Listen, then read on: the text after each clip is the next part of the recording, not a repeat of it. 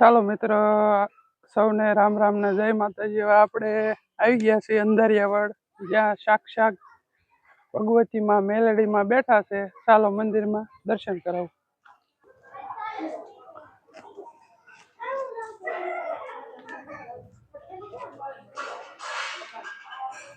ચાલો મિત્ર, દર્શન કરો માં મેલડીમાં ના.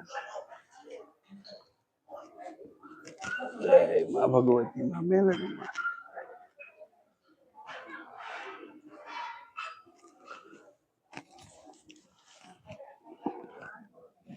જય માં ભગવતી માં મેલડીમાં. જય માં મેલડી.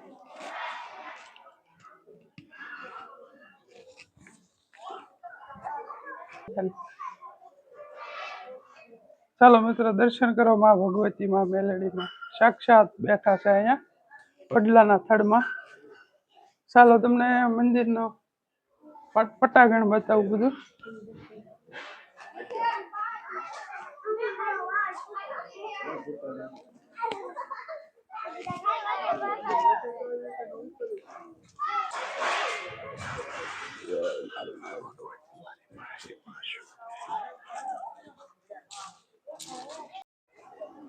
ચાલો મિત્ર, તમને મંદિરના દર્શન કરાવ્યા. અને દર રવિવારે ભાવિ ભક્તો ઉમટી પડે છે, ચાલતા આવે છે. વાળુકડથી માત્ર 2-3 કિલોમીટર દૂર છે, ડુંગરની વચ્ચે માં ભગવતી માં મેલડીમાં બેઠા છે. અને અહીંયા સાની પ્રસાદી છે, કોઈને જમવું હોય તો એ પણ પ્રસાદી છે. ચાલો આપણે પ્રસાદી લેવા જઈએ. ચાલો મિત્ર, અહીંયા સાની પ્રસાદી છે, ભાવિ ભક્તોને અહીંયા પ્રસાદી લેવાય ને આગળ જમવાની પ્રસાદી છે. જો અહીંયા બધા. ચાલો મિત્ર, આપણે અહીંયા બધા ભાવિ ભક્તો બેઠા છે. આ ભગત બાપા બેઠા છે. જો કેમ છે? સારું દાદા, જય માતાજી. જય માતાજી. સારું ડાયરા ને બધા રામ રામ સીતારામ, જય માતાજી. ચાલો આપણે પ્રસાદી લઈએ.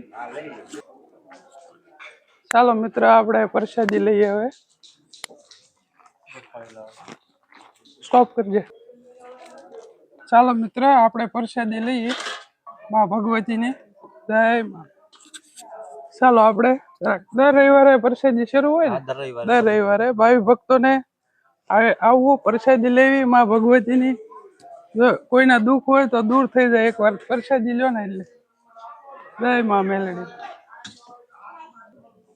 ચાલો મિત્ર, આપણે પ્રસાદી લઈ લીધી છે. હવે પ્રસાદી લઈએ અને ફરતી બાજુ જો ભાવિ ભક્તો પ્રસાદી લે છે.